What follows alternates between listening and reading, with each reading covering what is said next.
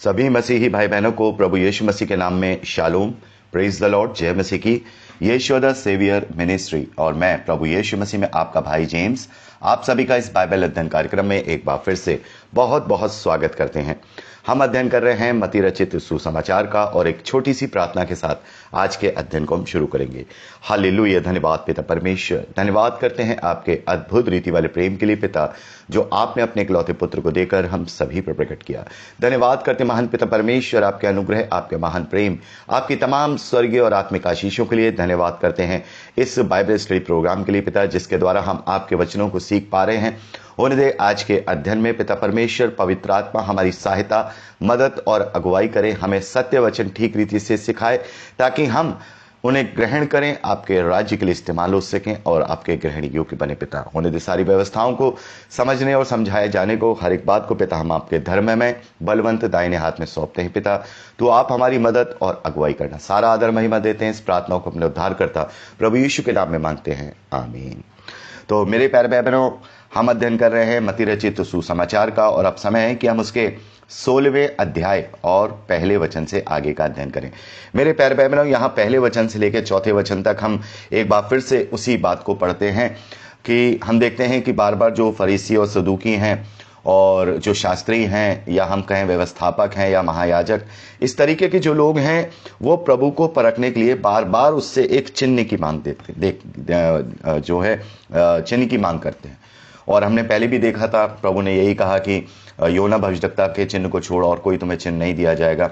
आज के बुरे और व्यभिचारी लोग चिन्ह और चमत्कारों के पीछे भागते हैं।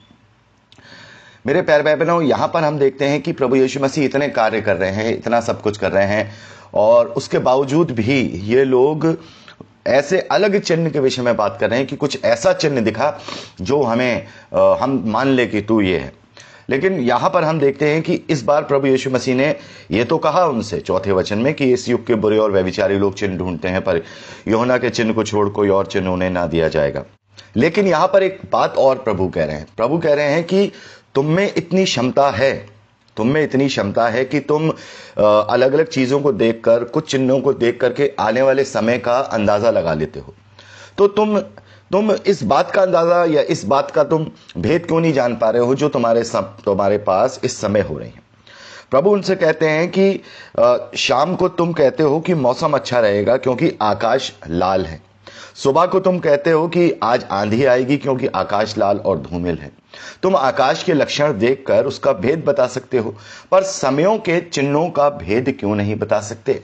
तो यहां प्रभु उनसे कह रहे हैं कि तुम्हारे पास इतनी क्षमता है कि तुम मौसम का हाल देख करके, जिस तरीके का बादल है, जिस तरीके की धूप है, तुम अंदाजा लगा लेते हो कि आंधी होगी या खुला रहेगा, बारिश होगी, लगा लेते हो ना इन चिन्हों को देखकर।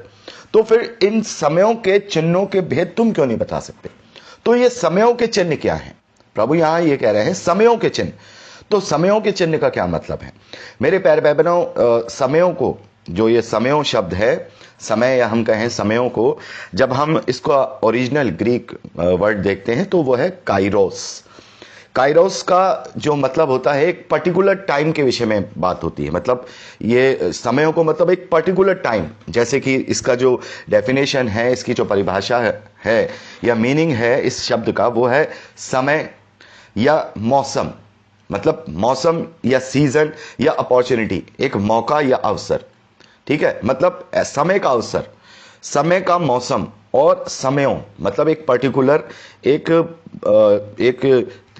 पर्टिकुलर समय की, उसके अंदर ये बाउंड है वो समय। ठीक है, तो प्रभु यहां ये कह रहे हैं कि जो तुम ये चीजें देख रहे हो इस वक्त, तुम्हारे पास जो समय का अवसर है, जो तुम ये सारी चीजें मेरे द्वारा होती हुई देख रहे हो, मेरी शिक्षाओं को देख रहे हो, मेरे कार्यों को देख रहे हो, तो क्या तुम इसके भेद नहीं बता सकते।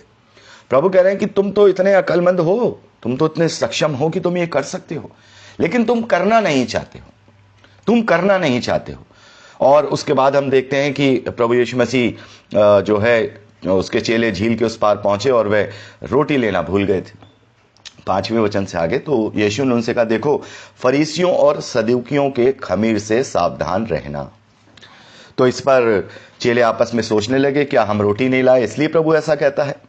तो ये जानकर प्रभु ने कहा, हे अल्पविश्वासियों, तुम आपस में क्यों विचार करते हो कि हमारे पास रोटी नहीं है? क्या अब तक तुम नहीं समझे? क्या तुम्हें उन 5,000 की रोटियां स्मरण नहीं, ना ये कि तुमने कितनी टोकरियां उठाई थी? ठीक है, तो इसके विषय में बात करें तो प्रभु यहां पर ये कह रहे हैं कि रोटी की विषय में ही सोचते रहते हो हमेशा। जो मैं कह रहा हूं उसको तो सुनो। मैं कह रहा हूं सदूकियों और फरीसियों के खमीर से सावधान रहना। तो यहां हम देखते हैं 12वें वचन में, तब उनको समझ में आया कि उसने रोटी के खमीर से नहीं पर फरीसियों और सदूकियों की शिक्षा से सावधान रहने को कहा है। मतलब सदूकियों और फरीसियों की, या हम कहें झूठे शिक्षकों की शिक्षाओं को प्रभु यीशु मसीह ने खमीर बताया है। मेरे प्यारे भाई बहनों, उस समय भी प्रभु इस बात को अपने चेलों को सावधान करते रहे, और आज भी ये वचन प्रभु यीशु मसीह के द्वारा ये हमें सावधान करता है कि हमें सदूकी और फरीसियों के, अर्थात उन झूठे भरमाने वाले शिक्षाओं के खमीर से, झूठी शिक्षाओं से बचना है। अच्छा, यहां प्रभु ने जो खमीर का शब्द इस्तेमाल किया है वो क्यों किया है? वो सीधा ये भी तो कह सकते थे कि तुम जो है झूठी शिक्षाओं से बचना या गलत बातों से इनकी बचना। खमीर क्या होता है? हम में से बहुत सारे भाई बहन जानते हैं, हम में से बहुत सारे भाई बहन नहीं जानते कि खमीर क्या होता है। खमीर को इंग्लिश में बोलते हैं यीस्ट, वाई से शुरू होता है। और ये जो है, आप लोगों ने तंदूरी रोटी खाई होगी या फिर ब्रेड खाया होगा जो फूल जाता है, या टोस्ट खाया होगा। जो भी चीजें बेक की जाती हैं, तंदूर में डाली जाती हैं, उसमें खमीर, थोड़ा सा खमीर डाला जाता है। मान लीजिए अगर 5 किलो आटा है तो उसमें केवल 1 चम्मच खमीर डाला जाता है, और खमीर डाल करके उस आटे को गूंदा जाता है, और धीरे धीरे धीरे करके वो जो खमीर है वो पूरे आटे में फैल जाता है और पूरा आटा खमीरी हो जाता है। फिर उसके बाद उसकी रोटी बनती है, उसमें बुलबुले वगैरह उठते हैं, उसी से रोटी फूलती है। तो खमीर बहुत थोड़ा सा होता है, और जैसे स्वर्ग के राज के लिए भी प्रभु ने कहा ना कि उस खमीर के समान है जो आटे में मिलाया और पूरा आटा खमीरी हो गया। ठीक है, तो खमीर से झूठी शिक्षाओं को या गलत शिक्षाओं को या उनकी गलत बातों से सावधान रखने के लिए इसलिए कहा क्योंकि वो बहुत छोटी होती हैं। आज भी हम देखते हैं बहुत से प्रचारक होते हैं, बड़ी अच्छी अच्छी बातें करते हैं, बड़ी अच्छी अच्छी चीजें हैं, और बहुत सारी डिनोमिनेशन में हम बड़ी अच्छी अच्छी बातों को देखते हैं, सेवा भाव को देखते हैं, डिसिप्लिन को देखते हैं। बड़ा अच्छा लगता है हम लोगों को, अरे ये चीज कितनी अच्छी है, ये चीज बड़ी अच्छी है ना। और बहुत सारी जगहों में हम बड़ी बड़ी बातें देखते हैं, बड़ी बड़ी भेद की बातें देखते हैं। लेकिन मेरे प्यारे भाई बहनों, उसके बीच में ही एक छोटी सी गलत शिक्षा जो हमारे आत्मिक जीवन को नष्ट कर देती है, खमीर के समान वो पिरो देते हैं, और उसी के अनुसार क्या होता है, धीरे धीरे धीरे करके वो झूठी शिक्षा हमारे पूरे आत्मिक जीवन को खमीरी बना देती है, अर्थात पूरे आत्मिक जीवन को अपने जैसा जो है नष्ट कर देती है। तो ऐसा नहीं है कि सामने वाले की हमें कोई हर बात गलत होगी, नहीं। इसीलिए तो यूहन्ना ने अपनी पहली पत्री 4 अध्याय 1 वचन में कहा कि हर एक आत्मा का विश्वास मत करो, वरन परख के देखो कि वो परमेश्वर की ओर से है या नहीं है। और वो कैसे दिखाई देती है? वो ऐसे दिखाई देती है कि अगर उसने 100 बातें की हैं और 100 बातों में उसने 99 बातें तो परमेश्वर के वचन से की हैं, और एक बात उसने ऐसी कर दी जो पूरे बाइबल की शिक्षा को ही उसने बदल दिया, तो वो ही खमीर बन जाता है। ऐसा नहीं है कि हमसे गलतियां नहीं होती या हम पूरी तरह से परफेक्ट हो गए हैं बाइबल के अंदर, नहीं। इस दुनिया में कोई भी परफेक्ट नहीं हो सकता सिवाय पवित्र आत्मा के, जो उसे ना समझाए। हो सकता है कि मानवीय गलतियां हो सकती हैं, कुछ चीज समझने में हमसे गलती हो सकती है, कुछ चीज बताने में हमसे गलती हो सकती है, लेकिन कुछ चीजें ऐसी होती हैं जो जानबूझकर उसको अपने मन के हिसाब से तोड़ मरोड़ करके बताया जाता है। बहुत सारी बातें ऐसी हैं। इसीलिए पतरस ने पौलुस की पत्रियों के विषय में लिख दिया था अपनी पत्री में कि पौलुस की ऐसी बहुत सारी बातें हैं जिन्हें अनपढ़ और चंचल अपने ही उनका गलत अर्थ निकालकर पवित्र शास्त्र की अन्य बातों की तरह उन्हें तोड़ मरोड़ करके अपने जीवन में लागू करेंगे और अपने नाश होने का कारण बनाएंगे। तो इसीलिए हमें हर एक चीज किससे करनी है? परमेश्वर के वचन से और कॉन्टेक्स्ट और संदर्भ के साथ देखनी है। तो इसलिए प्रभु कह रहे हैं ये तुम्हें बड़ी चिकनी चुपड़ी बातें करेंगे, लेकिन बीच में एक खमीर छोड़ देंगे तुम्हारे अंदर, और वो खमीर तुम्हारे आत्मिक जीवन को नष्ट कर देगा। इनसे बचना, इनसे सावधान रहना। प्रभु हमसे भी आज कहता है कि तुम्हें भी ऐसे लोगों से सावधान रहना है। पौलुस ने अपनी पत्रियों में कहा, पतरस ने अपनी पत्री में कहा, यहूदा ने अपनी पत्री में यही बातें कही हैं कि सावधान रहो, सावधान रहो। और प्रभु कह रहे हैं तुम्हें मैं भेड़ों के समान भेड़ियों के बीच में भेज रहा हूं। चारों तरफ से तुम्हारे ऊपर अटैक होगा। ना केवल दुष्टता की आत्मिक सेनाओं के द्वारा अटैक होगा, वरन झूठे शिक्षकों और झूठी बातें, दुनियावी संसारिक चीजों से भी तुम्हारे ऊपर अटैक होगा। तो तुम रोटी के चक्कर में, अब यहां पे चेले क्या कर रहे हैं, रोटी को याद कर रहे हैं। और हमारे साथ भी होता है कि हम भी जहां पर हमें प्रॉस्पेरिटी दिखाई देती है, जिन कलीसियाओं में हमारे मोटिवेशनल चीजें दिखाई देती हैं जिनसे कि हम बड़े खुश हो जाएं, तो क्या होता है, हम वहीं भागते हैं। हमें वो अच्छी लगती है, अरे हम वहां गए थे कम से कम थोड़ी देर के लिए तो हमें हिम्मत मिली। अरे परमेश्वर के वचन से ज्यादा हिम्मत कौन दे सकता है, उस आशा से ज्यादा जो उसने हमें दी है। तो हमें क्या है, देखिए लड्डू देना बहुत आसान होता है, बच्चों को झुंझुना पकड़ाना बड़ा आसान होता है, लेकिन उन्हें स्ट्रॉन्ग करना बहुत कठिन होता है। तो परमेश्वर का वचन हमें स्ट्रॉन्ग करता है, हर एक परिस्थिति से हमें लड़ना सिखाता है।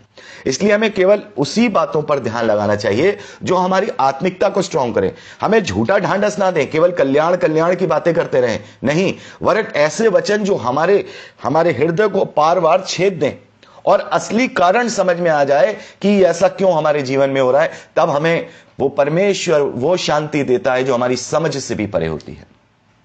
तो मेरे प्यारे भाई बहनों, यहां प्रभु कहते हैं अल्पविश्वासियों, क्योंकि हम केवल दुनियावी बातों की तरफ ही ध्यान देते हैं, प्रभु की बातों पर हम ध्यान नहीं दे रहे हैं, मनुष्यों की बातों पर ध्यान दे रहे हैं, क्योंकि वो हमें रोटियों की तरफ ले जा रहे हैं। प्रभु कह रहे हैं कि क्या तुम्हें मालूम नहीं, मैंने अभी तुम्हें रोटियां खिलाई थी, हमेशा रोटी के बारे में सोचते रहते हो। मैं तुमसे कह रहा हूं, इनकी झूठी शिक्षाओं से बचो।